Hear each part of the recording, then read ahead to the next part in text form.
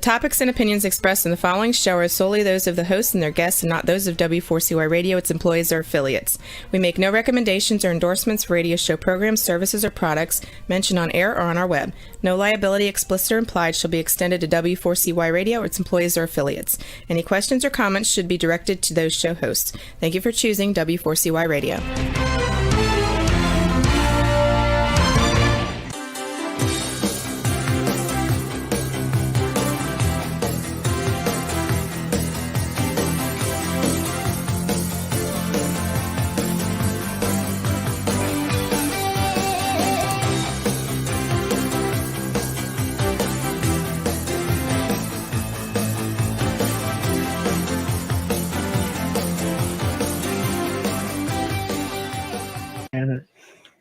Don't understand.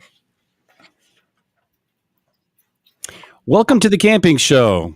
This is CW Getz. And Jesse Free. It is Wednesday, February 10th, 2021. And outside it is a 10-degree calm evening here in Illinois. And we are on our first televised broadcast. We are. Yeah, on Talk4 TV and my YouTube channel, CW Getz Outdoors, and then Facebook, my CW Getz Outdoors Facebook too. So, and if we experience some technical difficulties here, I tell you what, I think we've all, I don't know about all of you guys, but we've had the day from hell. We had the Van Halen concert going on here for earlier this afternoon, and that didn't work out for us. So we're back to just the basic stuff. But if something happens here, bear with us. It's our first time around. So, I guess you got to start somewhere. So anyway. Exactly. Well, listeners are welcome to call with a question for tonight's guests, and international callers can use WhatsApp for free. The number is 815-663-7782.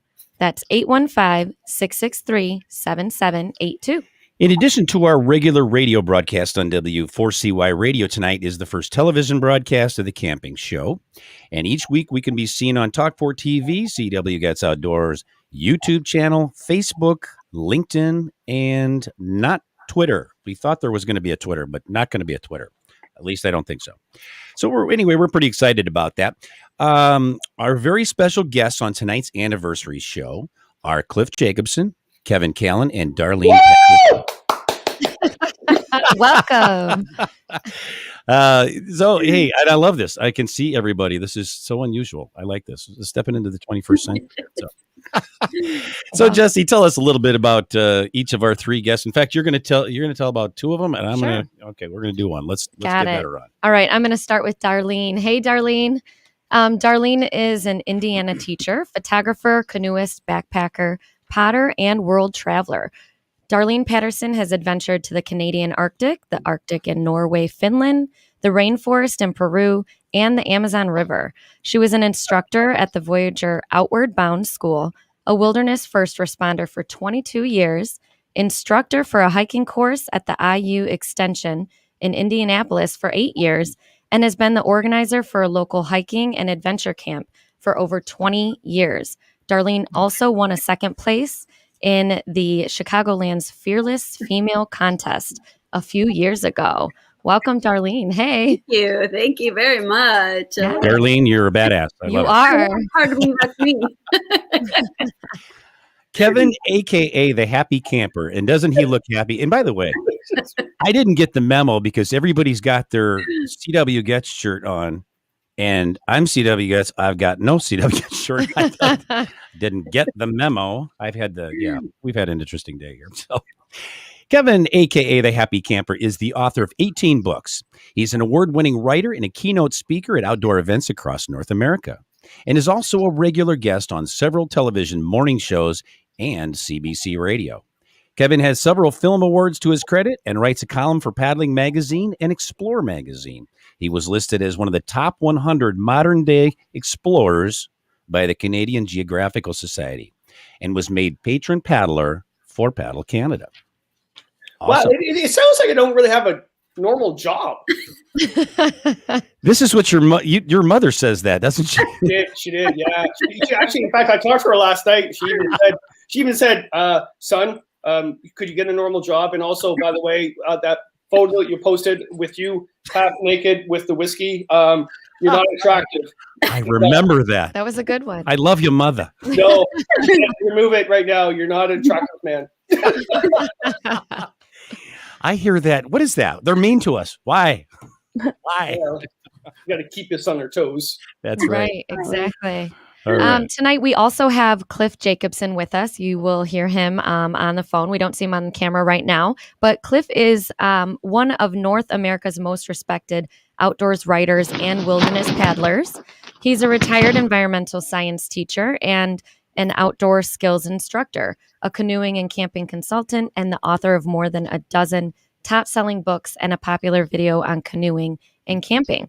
Cliff is a distinguished Eagle Scout, a recipient of the American Canoe Association's prestigious Legends of Paddling Award, and a member of the ACA Hall of Fame. Hey, Cliff. How you doing, Cliff? You there? Hey, man. Yep, I'm here. I'm sorry I can't join you with my beautiful body. I'll be here in spirit, but maybe it's best I don't join you with my beautiful body. I don't know. It's been a nightmare for me today. Viruses on my Mac. I never heard of such a thing. Oh, no. Cliff, this is the most important question of this whole entire interview. Do you have the bottle in front of you yet? Because I would. You know what I'm saying? And those days are very frustrating. I totally understand. Absolutely understand. I've had 3 of them this week. So. Well, look I'm at ready your buddy. Cliff, I'm your ready buddy to is be in this on. camera with an Old Forester, a bottle of Old Forester. I wish you could see it. That's a pretty decent whiskey, actually. It is, and I did this because you are an old Forester. You should see the grin on his face right now, Cliff. He's in Bocephus mode. Oh my! I love it. No. Wow. Well, hi all. I'm sorry I can't see your smiling faces because I dressed up so pretty for all of you. What can I say? You can, and I think this is going to be available later. It's going to be posted somewhere, and I don't know. It was like what's that video that you have to have parental guidance to watch? Yeah, we'll be in that one. You haven't signed the waiver yet. That's right. There is a special Right. form for that. There's yeah. a waiver for that. Well, I love it. So Cliff was a guest on the camping show here now a few weeks ago. And, we were doing an episode about environmental ethics and near the Roxy, my producer, are you still there? I am here. We had an incident in front of your house and, maybe you want to explain that because it was the weirdest, freakiest thing, but we lost power momentarily and it knocked us off the air for a few minutes while we were in the middle of a discussion. So, but Yeah. anyway. So I live on a 4-way stop, and I don't know how it happened, but a car ended up You crashing still into there? the car. You guys? No. Say no, guys. Say no. We're here, Cliff. Okay, because everything went real quiet all of a sudden. So, You hear me? Yes, we can Yes. hear you. Absolutely. Okay. car crash, internet goes out, tower goes out, everything. What's going on? Right in the middle of the Quiet. show. Everything's dead I quiet. don't know if you can hear me. We can. So the car crashed. The car crash, internet, power out. Yeah. So you guys were still talking. I was We had able to no get back into the conversation. I'm like, hey guys, where should we start off at? Well, so I thought maybe we could cover those tonight on tonight's show. So there are a few environmental issues that frequently come up in conversation. So, and these are things that involve anyone who regularly spends time outdoors. So let's talk about the truth and the realities regarding each. Cliff, are you still there with us?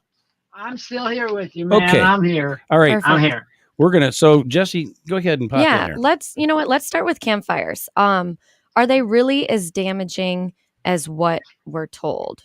And are CO2 emissions from campfires really as big of a deal as we're sometimes led to believe? Well, this isn't an either or thing. This is the depends on where you are thing. Obviously, if you were in a delicate environment with delicate flowers and flora and things like that, yeah, you shouldn't be building fires. There are certain places where you don't want to build fires because of sensitivity, but there are other places where There's nothing wrong with building fires. As a matter of fact, they may even be beneficial. For example, the northern forest ecosystem. This is the North Woods. That area, that's a fire-dependent area. If you don't have fires about every 35 to 100 years, what happens is the litter layer, which is pine needles and whatever falls from the trees, builds up and it becomes really, really thick. And then what happens is young plants can't get through that litter layer. So through the course of time, literally millions of years, fires have gone through the northern ecosystem on an average of somewhere between 35 and 100 years, burn that litter layer off. Those are little fires, all right? Okay. And then the vegetation can come back up again. And if you totally protect that environment against fires, what happens is the litter layer gets thicker and thicker and thicker and thicker and thicker until one day you do have a fire. And instead of it being a tiny little fire, it's a big gully whumper. Now, I bring this up because there are people who will go camping in the northern forest ecosystem and they say, I'm not going to build a fire because I'm saving wood for the world. You're not saving anything for the world. First of all, there's so much dead down stuff in the northern forest ecosystem. That's the Boundary Waters, Quetico, that whole area. That even with 250,000 people going up there every year, trust me, you're not going to burn all that stuff up. You will burn up all the stuff that's in your campsite, and you will have to look around to find dead, dry wood. But as far as building a fire up there, no. It doesn't hurt a thing. No. Of course, you don't want to let that fire get out of hand. Well, sure. Well, you just, absolutely. you just obviously watch. So, the problem is, and with due respect to federal authorities, when they make rules, they like to make rules for national parks, for example, that are kind of universal. Okay. But different parks and different things are in different ecosystems, and what works in the northern forest ecosystem does not necessarily work in the desert ecosystem. Yeah. So you have to be a little careful there. And you know what? And I would say to people, I would say, if you're building a fire and you're worried about the amount, your carbon that you're creating, I think maybe the best thing to do is look in the mirror and figure how many miles you drove to get to where you're going. That's so true. Figure out the miles per gallon and multiply that by about 8, and that's how much carbon you burn just going from Chicago to the Boundary Waters or wherever you're going. I'll bet you no one thinks about that, Cliff. I mean, seriously, I bet they don't. They're like, you're right. I mean, think about it. So can I ask, who says that who makes that statement that you shouldn't have a fire? Some people focus on little tiny things that don't make a difference, but the big things that really do make a difference, they don't focus on. Yeah. And quite frankly, driving to your destination, you're going to use up a whole lot more you're going to burn a whole lot more carbon than you're going to burn in the fire. Darlene, you had a question. Did you hear that, Cliff? Cliff, hey, it's Darlene. My question is, who makes that statement that you shouldn't have a campfire? Who is making that statement? Darlene asked, who asked, she said, who's making a statement that you shouldn't have the campfire because of the CO2 thing? Well, did you catch that, Cliff? No, but the answer is, it's just, there are people that are such, and, and I have to qualify this by saying, I taught environmental science I wrote a lot of environmental stuff. I consider myself an environmentalist, but some people go nuts with it. I actually had a guy on a canoe trip once, this is no joke, who swallowed his toothpaste. I think I said this before. Oh, yeah. And he couldn't get the point that what goes in one end comes out the other. He thought he was saving the environment by swallowing his toothpaste. Well, we have people that are like that too. They think if they build a fire, they're burning up stuff. Even if it's a little bit of stuff, they're saving carbon from going into the air. Yeah, I suppose you could argue that point if you want to, but you have to then go back and look at the big stuff like driving up there or taking an airplane to where you went or whatever the case may be. And I just realized something, Cliff, because you're on the phone line here. You can only hear Jesse and I, and you can't hear everybody else. So we're going to have to repeat some things, and I apologize for that. Please tell everybody I apologize because I I was 3.5 hours with Apple computer this morning, Yeah. trying to get viruses and junk out of my computer. No, it's all good. It's all And, good. So I'll just repeat for you what anybody asked you or whatever. Sure. And I apologize. okay. You're probably not going to hear much of the conversation, and that's unfortunate. But I guess No, it is. that's Yeah. I'm So sorry about just that. that's okay. Just hang on, stand by. But if you want to keep trying to get into the room, that's great. On the video. Well, wait a minute. Wait a minute. Are you saying that Cliff can't hear me? I am saying that, Kevin. Oh, let's tell some stories. Yeah. Oh, yeah. Yeah, Kevin says we're going to talk about Cliff stories now that you can't hear him. Since you can't hear. Darlene, explain what it's like driving around food shows with Cliff. Oh, wait till you see this on TV, Cliff. You're going to like. Now, let me ask you this, Kevin. How about in Canada? How do they? I mean, is this kind of the same deal, the same kind of thing in Canada? I mean, it is. There's so many camp debates. I think it's fantastic. But the people that actually say that don't have a campfire, but actually have a camp stove, they probably own a camp stove company, right? So yeah, right. Yeah, I mean, because the amount of emissions that are coming out of that gas emissions, unless it's an alcohol-based stove, whatever, even then. But yeah, it's important to watch where you're having your fires. If there's a fire ban, you can't have a fire. I know in Canada, probably in Boundary Waters too, they'll actually check your pack if there's a fire ban, and you have to have a stove, or you're not allowed in the park in Quetico. Oh wow, okay. Yeah, because you can't have a fire. I mean, if you ignite the forest. But Cliff's right. I mean, and him and I are past forest techs, right? And right. But what's happening in Quetico and Boundary Waters is that we stop fires for so long with Smoky the Bear that now we're having so much balsam grow up as opposed to old growth pine, and they're sort of overdoing the old growth pine for seedlings. And when you need a fire to burn that off, you need a hot fire. It can't be just a little tiny mini fire that goes into the forest. It needs to be a major burn, which will take many, many years to progress. And and probably like CW, you'll be dead by then. Roxy, I'm giving it a couple years for me. Well, we're doing this all for Roxy, and so.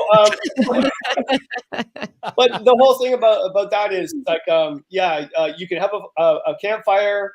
If anybody says that you should never have any campfire whatsoever because the CO2 emissions going off into the atmosphere for it, right. Yeah, just go past a smokestack or go on the highway. And Cliff's right with that. So, darn, did I just say Cliff was right? You did just say that. Cliff was Don't right. let That's that right. slip again. Well, okay, and let me ask you this though. So I don't think a lot of people really do understand that thing about the fires and the burning off and what really needs to happen, because people freak out when they everything. Oh, there's fire, and then forest fires, and I get it. A lot of them get out of control and all that kind of good stuff. And then they burn houses, which is bad. Terrible. But like Cliff and you both are saying this same thing. That needs to happen at some point. And so we're talking about, things like the CO2 thing. I mean, there's a lot of CO2 coming off there, right? Yeah. There's more coming out of a cow's. I can see you guys. Let's turn off his phone. Hey. Oh, okay. I got it. Okay. Is he's there? Okay. Rock and roll. Okay. Look at the sexy tracksuit he has on. Look at that. I like that. I got a weird deal. This is so bizarre. Isn't it better? I'm running Safari on this thing, and I click the Chrome, and every time I plug it in, it goes back to Safari. So I had to go to Chrome, and I had to make it my default browser to get on this thing. I was going to suggest, but I don't know how to do it because I'm. Cliff, I sent you a text to try to help. Hi guys, it's good to see you. You look as beautiful as ever. Cliff, you should hear the stories they were saying about you. Oh my goodness! But that's all right too. It's just kind of Well, we were just talking about the forest fire. Yes. Okay, and now, Darlene, you got anything to add to that? Because I absolutely absolutely do. Because I will. The whole reason I go camping is so that I can have a campfire and roast marshmallows and have s'mores. There So you go. I'm not going to change a thing. Absolutely. Right. Do you drink with that at all or no? And if Not when there are children around. Oh, I thought you meant just not with marshmallows, but the children. Yeah, the children thing. There is that. I would have thought it would have been the marshmallows. if Kevin and I are with you, we can drink a scotch while we watch you roast marshmallows. That's my man. That's my man right there. All right. All right. Well, we're going to keep moving. Let's talk about the aspect of wastewater. And by this, we're referring to dishwater, bathing, brushing your teeth, and of course, human waste. So is disposal at a minimum of 150 feet away from a lake or river overkill? Or is that right on target? Everybody don't raise your hand at once. Any takers?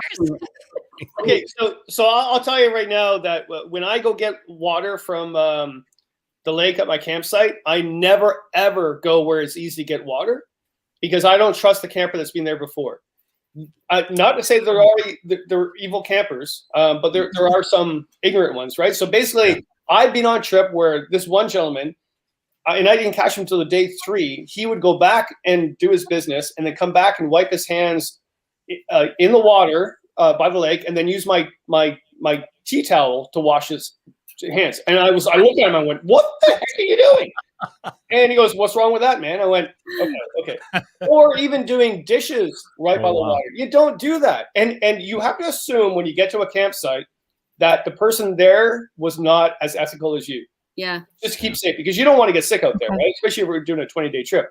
Right. So I get water somewhere else where nobody else could actually get there easily. And then when I dispose of my dishwasher or soap, whatever, or I swallow my toothpaste and poop it out somewhere, I will go way back in the woods where nobody else goes. Well, that's like modern day poopery. Oh boy. Yeah. I'll jump in behind Kevin. I'll say, yeah, Kevin's right about where to get water. That's a whole nother question. As far as getting rid of wastewater, again, the government comes up with some number. They sit around the table and they say, well, I think 50 feet would be a good. No, I think 100 feet would be better. No, 100, they should go a long ways, 150 feet. You know what? The truth is you send the typical beginning canoeist, camper, 150 feet from the lake in the Ontario bush, and you're going to send another search party. They're not going to find their way back. So I'm sorry, that's not, as far as I'm concerned, that's nonsense. Okay, what isn't nonsense is where you're dumping it. All right, you don't want to dump it down a slope or it's going to go down into the lake or the river. Yeah, you want to go back in the woods a little bit and dump it there. That's fine. You should have plenty of filtering action through the soil. So, I think, honestly, if that's half a football field, that's a nonsense. I think that's a total nonsense bit of advice. Yeah, I'm with you. And Cliff, you and I talked about. So we actually, when we popped in, Roxy, our producer, by the way, we got to that part in the episode. We were actually in for this. So I'm going to throw this at Darlene and Kevin here to start with. What about burning items in your campfire? And I'm going to list a few. Leftover food, aluminum foil, plastic bags, small dogs. Oh, I'm sorry. That's not it.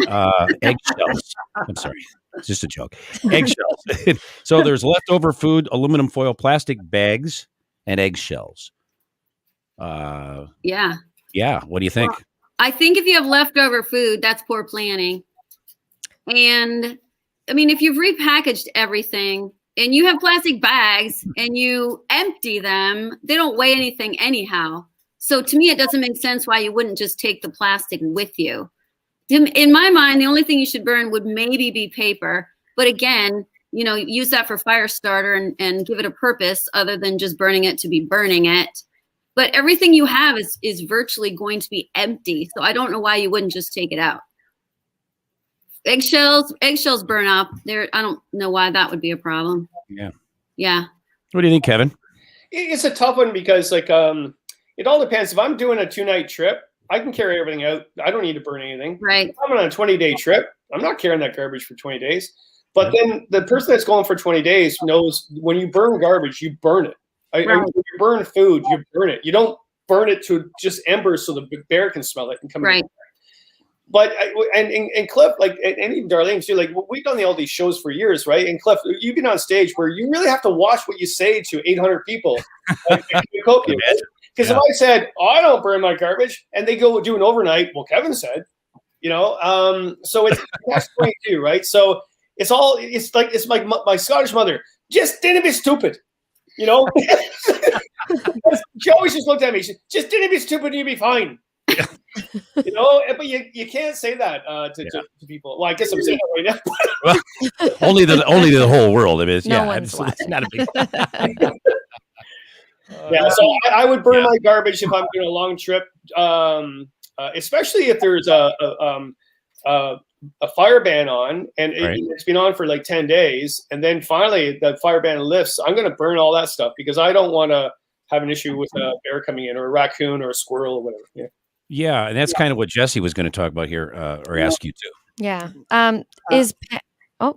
Oh no. Well, I'm sorry. I want to. I don't know how many of you missed Kevin's last point, but the last point he made was pretty important. And one of the things that you have, when you have these plastic bags and you dump the food out of them, you still have stuff left in those bags. Yeah. Even if you wash those bags out, there's still odors and whatever in there. And if you are in big bear country, really more grizzlies than black bears, but you can draw black bears too. And you really don't want to be putting that on your back and carrying it a long ways. That's not a smart move. The second point that Kevin made is also an important one, and that is, how long are you going? If you're going to go for a day or two or three, and you're not worried about a bear problem, sure, pack it out, or wash it out and then pack it out. Okay, but if you're going to go for a month or for several weeks, you don't want to be carrying all that garbage. Right, it's as simple as that. And I think the real argument from this comes from, it goes back to what we were talking about before. If you burn plastic bags, you're creating carbon, okay? Mm-hmm. And that's going into the atmosphere. Yeah, it is. But again, I would say, burn 3 plastic bags and compare that with the amount of carbon you burned in your car driving up. Yep. Sure. Yep. Especially my car, 1972. No, I'm just joking. Yeah, that's a lot of plastic bags. Yeah, that's right. Makes sense. I guess the bottom line really is, these things aren't that simple. It's not a matter of this or that. It's you got to think about this. Mm-hmm. Especially with kids. If you're taking kids on a bush trip in Ontario, and you're having them carry leftover plastic bags, and there's bears about, I think you would be pretty unhappy if a bear started clawing up a kid because he was carrying garbage. Mm-hmm. Absolutely. All right. Good point. All right. Well, we're going to take a short commercial break right now, but don't go away. We'll be right back with more of the Camping Show on W4CY right after these messages. Canoecopia, the world's largest paddle sport expo, is March 12th through the 14th. Of course, Canoecopia is virtual this year. We have 80 presentations and more than 70 exhibitors. Gear, too. Boats, racks, paddles, PFDs, and more. Tickets are $15 for all 3 days of paddle sport bliss. Plus, the content will be available for 60 days afterwards, so if you miss something, you can come back later at your convenience. Virtual Canoecopia, hosted by the real Rutabaga Paddle Sports. Check us out online at canoecopia.com. Yes, and we're back with our guests, Darlene Patterson, Cliff Jacobson, and Kevin Callan here on the Camping Show. So now, and thank you for that. I really appreciate you guys doing that, because that was very cool. And those are always questions that are asked. Now, the part of the show, we're going to have some fun, kids. All right. So here's the deal. I'm going to ask each of you this question, and so we only have what do we got? 20 minutes left. 20 minutes. 20 minutes. It's like the pizza guy. 20 minutes, eh? 20 minutes. So give us the Reader's Digest version, so that we can hear from each of you, and let's omit animal stories, like Uncle Lair. No bear stories. So I mean, Jesse, you explain this, kind of what we're going to do here. We're going to ask them. Okay. So share with us one of those. There's the word, bun of a sitch. I was like, hold up. It's almost like swearing, but not really. Yes. One of those situations where you were either freaked out, embarrassed, or up the creek without a paddle, so to speak.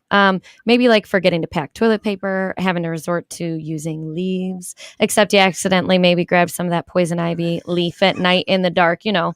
How did you deal with your situation? And you know what? Darlene, ladies first. I knew you were going to say that. So I have fretted over this, trying to figure out how I could throw someone else under the bus in some embarrassing story. And I could not come up with anything. I surveyed friends. My friend Phyllis said, absolutely not. That every time that she's been out with me, I take care of all the bus, you know, the bells and whistles, and we've not had any weird stories. So I decided I'm going to just tell one on myself. And I'm sad to say it does involve an animal, because there's a state park in northern Indiana that is called Chain of Lakes, and it has on it a series of chain of lakes, but it also has 4 campsites that you can get to only by canoe. So I've stayed at this campsite several times, and every single time I'm there, I have a raccoon encounter. The first time, the raccoons literally stole out of my backpack a map and a pair of glasses. Another time, they had a friend and I. You're going to need the glasses. They had to for see the where map. they were going. Yeah, I did that, man. Yeah, and another time, they were just making these noises, and the friend who was with me, we were both very seasoned campers, but it frightened us to the point that she said, "Where's your pepper spray?" And I said, "In my hand." So we got through that night, but the third time I was there with my friends, Nikki and Sean, we were camping in the same exact campsite. And shortly after we went to bed, we heard the raccoons. So I said to my friends, that's okay. I have the pepper spray. So I crawled out of the tent, and I'm face to face with the raccoons, and I hit the pepper spray button, and it goes, boom. What I don't know, because it's dark, is it has sprayed all over my hands. And so I said to Nikki, she was up with me, I said, well, we're out of the tent. Let's just go up to the outhouse. So we walk up to the outhouse. I don't know. I have pepper spray all over my. Oh boy! Not burning. Oh. And we go into it's a 2-holer, right? So we go in the outhouse, and I do the thing with the toilet paper. As soon as I used it across my girly parts, I literally just went. Oh my God.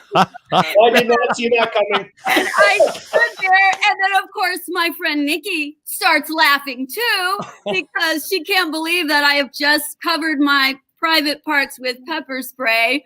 And at that point, we're just dying laughing. But I'm literally thinking, what do I do now? Yeah. Go to the hospital? How do I explain that to the people at the hospital? How long does that last, Darlene? When you know with the.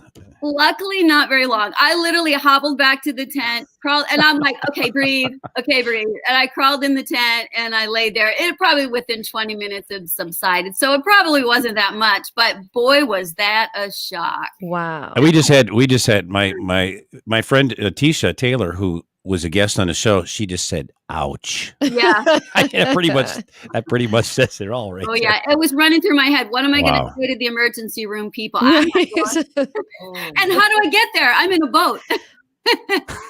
Oh my gosh! I like that. There. What? That's hilarious. I mean, There you that's a good one, Darlene. That's a good one. All right, Kevin, what do you got? She got me. You've never put pepper spray on your private parts, either on purpose or otherwise. Put other things, but not. How about Old Forester? Have you ever put Old Forester? Yeah, Old Spice. Right? Old Spice. There you go. That was high school, right? Oh my God! Hey, let's see what happens if I do this. Yeah. Oh my Lord. Okay. Oh yeah. Stop. This going to. Oh my. Right. Yeah. Basket. All right. I actually thought I could.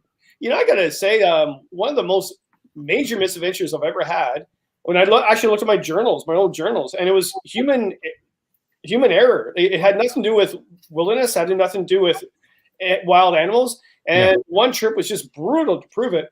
I flew in with a film crew to Algoma to film Megason Lake, this old growth forest.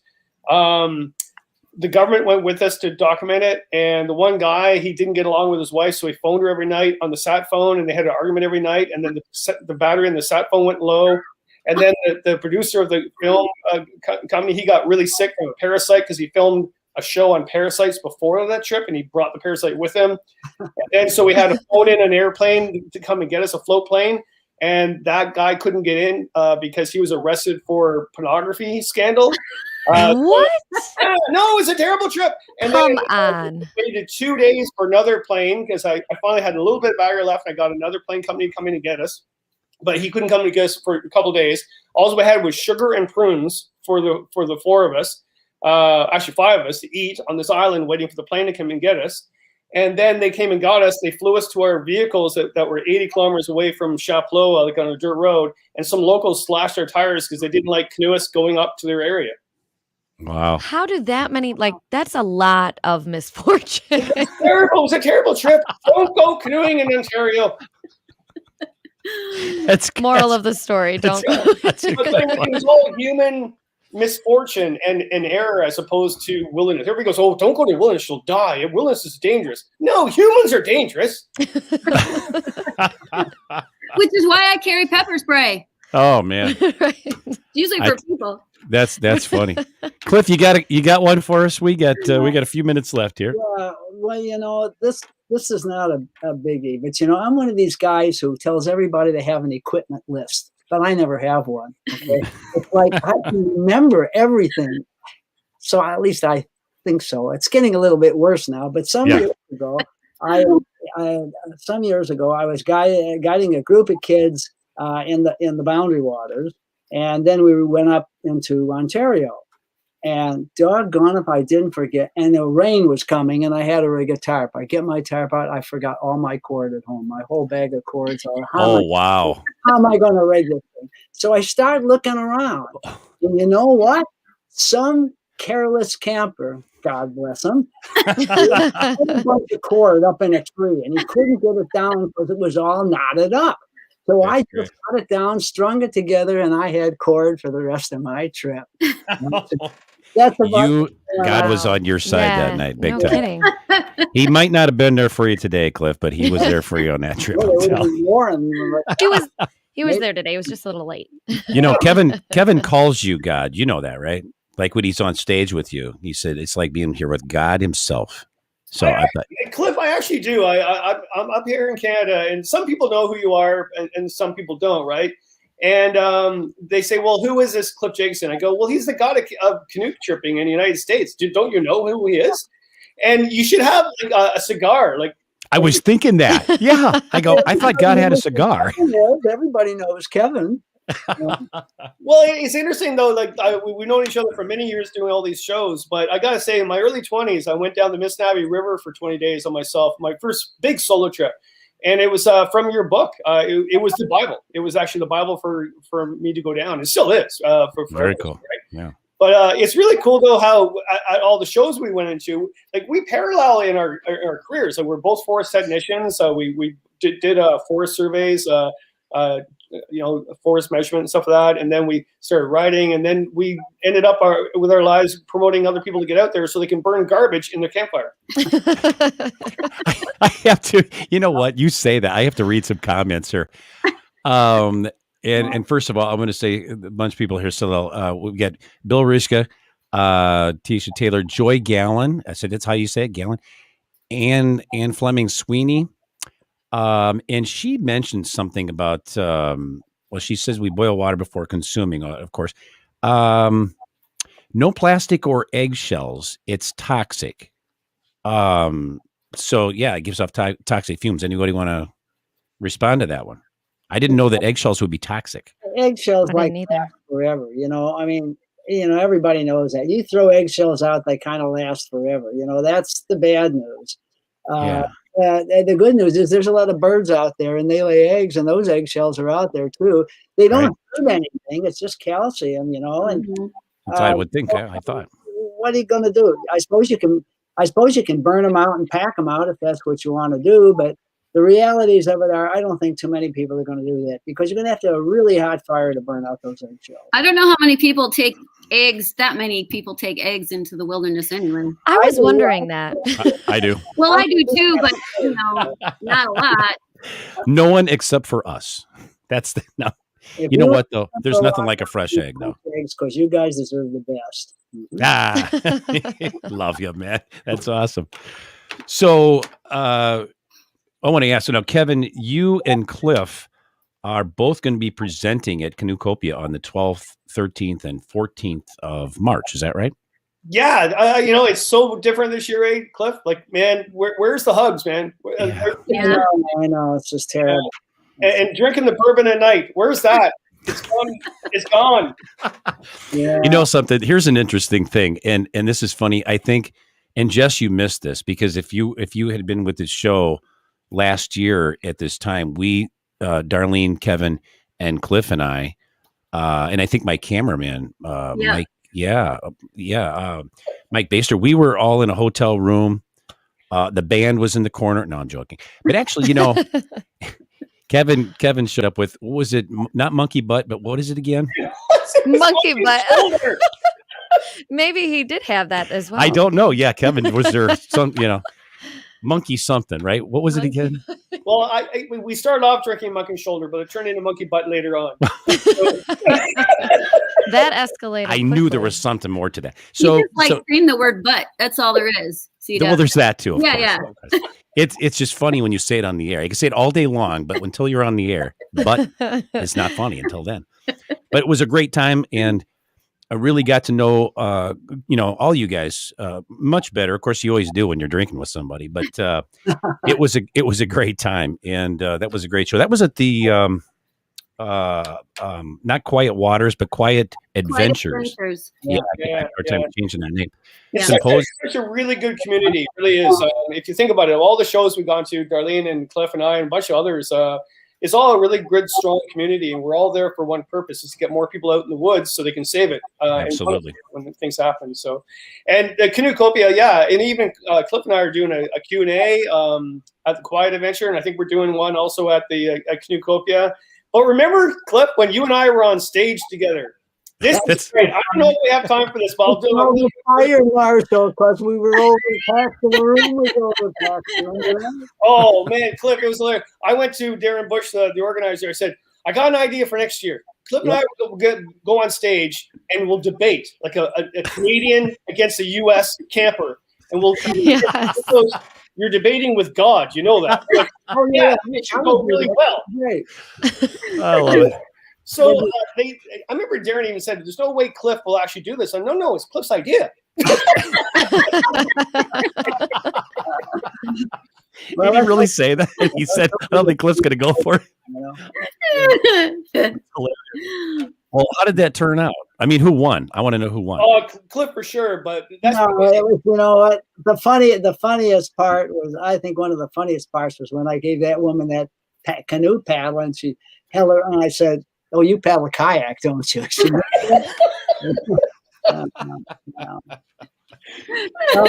when the scouts came in, and I forget what you were saying, something about bear spray. How I said, "Well, you can't take bear spray in a float plane up in Canada," and you said to the audience, "Well, you just don't tell the pilot."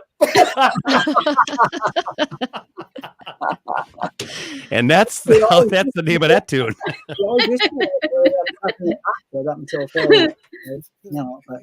Yeah. Now they tape it on the float, so if they land real hard, it goes off, right? Yeah, that is really good. Yeah, it was funny though. Like there was about 100 scouts. I said, "Are you telling the scouts of America that this is an unethical procedure?" Yes, I am. I wish that would be good. I wish I would have been there for that. That would have been great. So now you guys are doing this virtual this year, and you're going to be not in the same room, of course, but you're going to be online at the same time doing the Q&A thing. Is that how that? Yeah, that'll be fun, because we really have a good time going back and forth. Kevin and I do. Yeah. But we're really good friends. We really like each other. Yeah. Sweet. Don't we, Kevin? We are. And as long as I keep my Canadian accent, we're good. You got it. Hey, how about it, huh? How about it? Do not say about. I do don't. Oh, about. I think about it. About. I like that. I can't do that. I can't do that well. But I I can- can say portage is It's a portage, Kevin. Portage. Portage. It got to be portage. Portage. Cliff, you can be right with every single thing in whatever you debate, but you're going to lose that one, man. It's a French word. Portage. This is the eternal debate. Yeah. It's like a little civil thing, civil war. It will never be an agreement. I love it.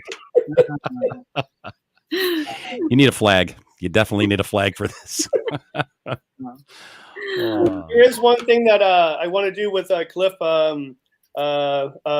is to go down and paddle down the Boundary Waters in Quetico in a canoe with the Canadian flag on one side and the American on the other, embedded in the canoe.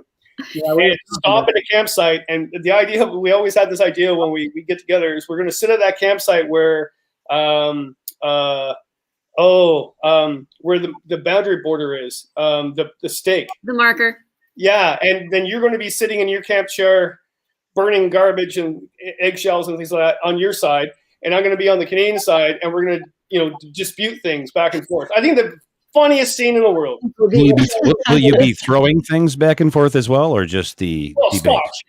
I don't know. CW, that's the same trip we were talking about last year. I do remember that. I do remember that. Kevin was talking about putting the canoe and painting the Canadian flag on one side. And Yep. Video recording it the whole way. And the hood ornament would be that monkey butt or whatever that is on the top there on the front. Oh my gosh, you guys are crazy. Before we run out of time, Darlene, I'm curious, do you have any cool trips that you have planned for when school lets out? Absolutely. I am currently working with an organization called DNK Presents, and they primarily work with women, trying to get women out and kind of to empower them through the wilderness experiences that they would have. And so I've got 3 events that are backpacking related. They're currently on the DNK Presents website. And then probably within a week, we'll have 3 canoeing events listed there as well. So if any women want to come out and join those activities, they're going to be central Indiana, but that's not too far from Illinois. So awesome. Sign up for sure. Yep. That's awesome. Cool. Yeah. Cool. Thank you. Uh-huh. Well, if she's leading the trips, I would say sign up. Yeah. Because she's great. That's extremely cool. I think real quick before we sign off here, I think you guys ought to do this thing we call Floatzilla. I think it's like 2,000 canoes in one spot. They have something like that in New York, but yeah, I think you guys ought to do that. We ought to get like one boat to accommodate all of us. And there definitely would be monkey butt on the front of that boat.